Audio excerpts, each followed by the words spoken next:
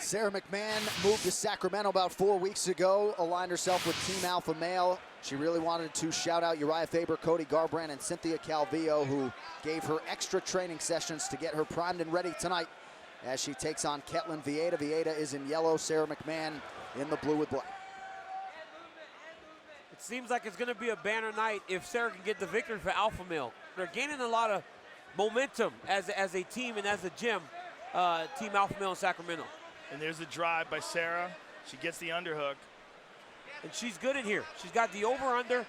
The key here is the overhook. And she's good in here. And there's a drive by Sara. Team and as a gym, Team Alpha Male in Sacramento. And there's a drive by Sara. She gets the underhook. And she's good in here. She's got the over-under. The key here is the overhook. She has to keep Vieira's underhook down. If she can't, then Ketlen will actually change his position. As many of our viewers know, Sara McMann won the Olympic silver medalist, the medal in freestyle wrestling back in 2004. Vieira, Brazilian wrestling champ in 2009, and so far able to stay upright here.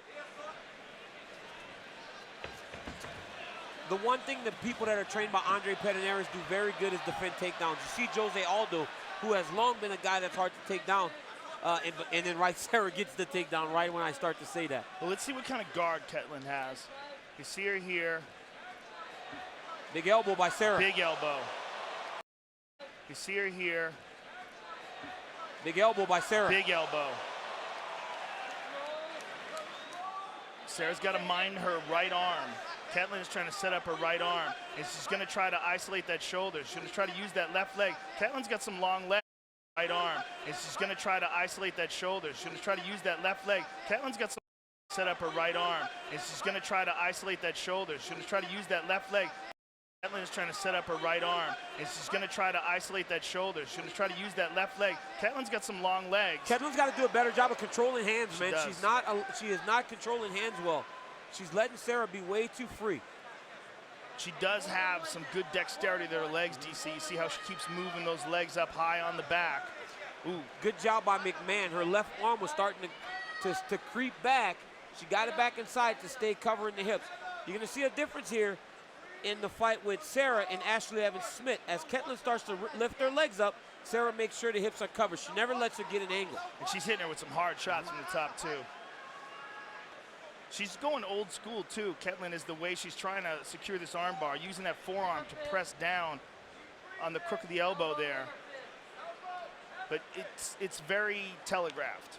So Sara, if she doesn't make any mistakes, should be okay. She should be okay. But she's got to just mind that right leg, left leg, excuse me, doesn't get across her arm. But it's always dangerous to sit and play in someone's guard. Yes. You should always try to advance position so that they don't have those attempts at submissions. Look at that, the knot already on their head from one of those elbows. Well, McMann said she's really learned how to place her hard shots, in addition to what Joe mentioned while many of you were in commercial break, submission hunting, but she's really refined her finishing skills over the last several fights. Okay, she's got to be more careful here. Yep. Ketlen is grabbing her foot. She doesn't have a good grip. If she had a better grip, she'd have her ankle, or she'd be grabbing past the foot itself. But you got to remember also, Sara McMann is really strong, and she can pull out of a lot of things that a lot of women might get stuck under. When people throw their legs up for submissions, that's what a lot of women might get stuck under. When people throw their legs up for submissions, that's what women might get stuck under. When people throw their legs up for submissions, that's what you use to try to pass. If it's hard to just straight pass a guard, when they throw up triangles and they throw up arm bars, you use that to advance positions. Sara seems content to stay in her full guard. Now she's in half. She's just waiting for you to call her out tonight, and then she goes. Yeah, exactly. That's 2 times in a row. Yeah, she stepped over. She's got. Now remember, her big move is that head and arm choke. You see her playing with her left arm.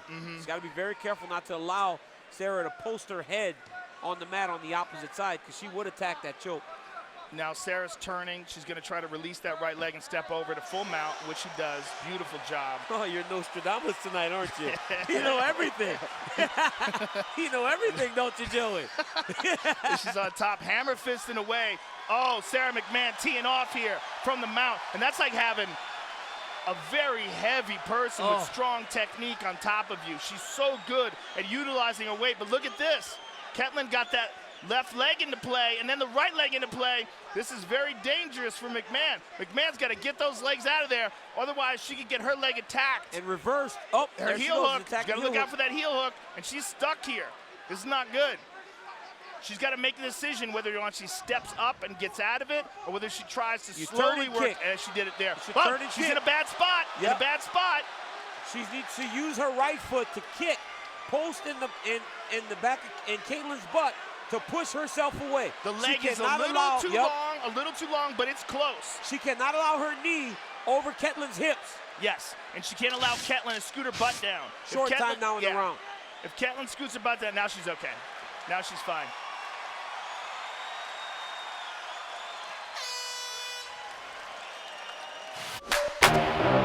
I don't have a side to remove my mouth out for this connection. I need to work out. You want to become like me? Train like me. That's clear?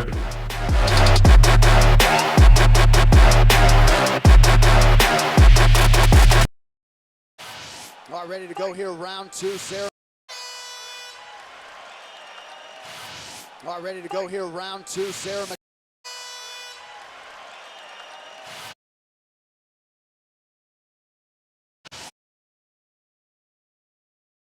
All right, ready to go here, round two, Sarah McMahon and Ketlin Vieira. Joe Andre Pederneiras, very firm in the corner of Vieira, said you got to stop her from getting top position at all costs. Yeah, you do not want an Olympic silver medalist wrestler that's built like a tank on top of you, dropping elbows on your head. Olympic silver medalist wrestler that's built like a tank on top of you, dropping elbows on your head. And Ketlin faced that, and you can see that giant knot that she has in the center of her forehead now. A lot of damage in that round by Sarah McMahon.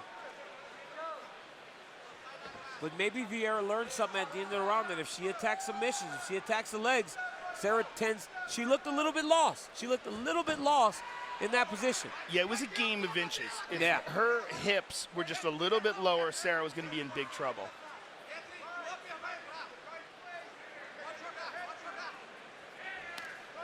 Kind of see Vieira as the more comfortable striker. Sarah's still a little bit robotic in her striking. She needs to use her striking to get to the positions that she's best at. The clinch, the single, the double. That will allow her to fight where she's comfortable. There you go. She faked the punch. Yep. Shot for the single. She gets the second leg. She needs to attack single leg here. Yep, don't worry about getting to a double. Attack single. Oh, Ketlin's landing some hard hammer fists here. She's gonna get taken down, Joe. Oh, those elbows. Oh. Those are some hard shots. Yeah, that's one of my biggest things, man, and maybe I'm wrong, but I'm always like, when you're getting taken down, you gotta defend before you can start to strike, because you usually see people punching and they get taken down. I always agree until you see Travis Browne use it. And then you go, maybe that works. I've tried it a few times, unsuccessfully.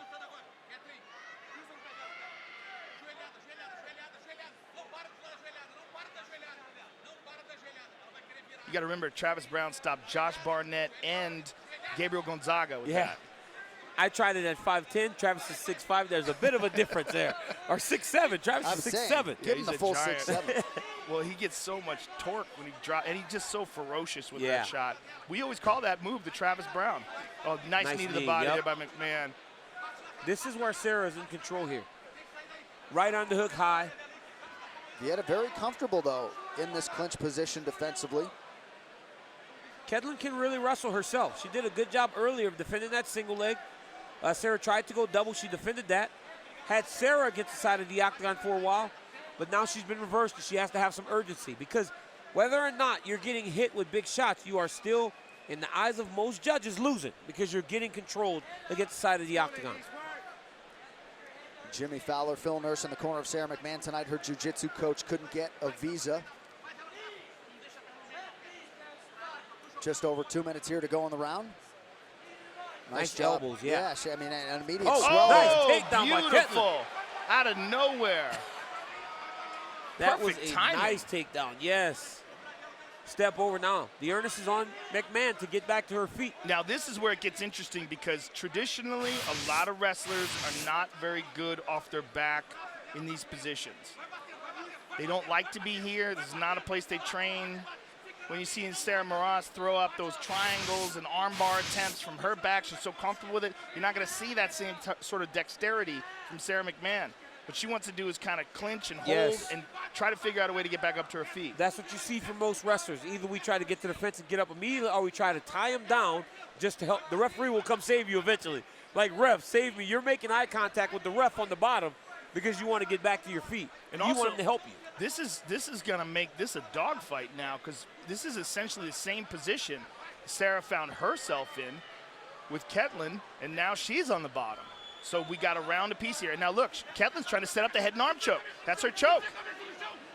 She's setting it up. And she's got her hands locked. She's in the wrong side, though. She's on the wrong side. She's got to get her right leg free. Sarah has got to keep her in that half guard. Sarah needs to keep her in the half guard.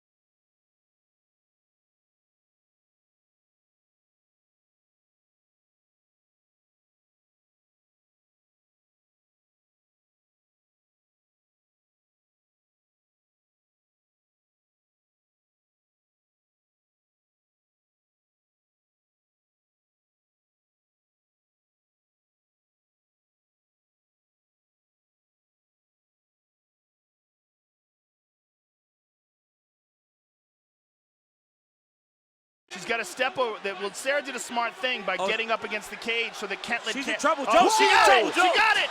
Whoa! One arm. Ketlin Vieira stuns Sarah McMahon to remain undefeated. There is a new contender at 135 pounds. And here we see it here. You see Ketlin on top, and she eventually secures it by getting her her head to the side of Sarah's arm. And now see how she's using her head. She pushes up with her right hand. Boom, now she's got it. Now once she's got that hand locked in, now she's putting the squeeze down. She's stepping here, and this is crazy because she's inside, she's in half guard. You very rarely see that position finished from there. And Sarah did a smart job of getting her left side up to the cage so that Ketlin couldn't pass on that side, and she still finished her That there. would usually save you in that position, being against the side of the octagon. All right, Bruce Buffer has the official decision.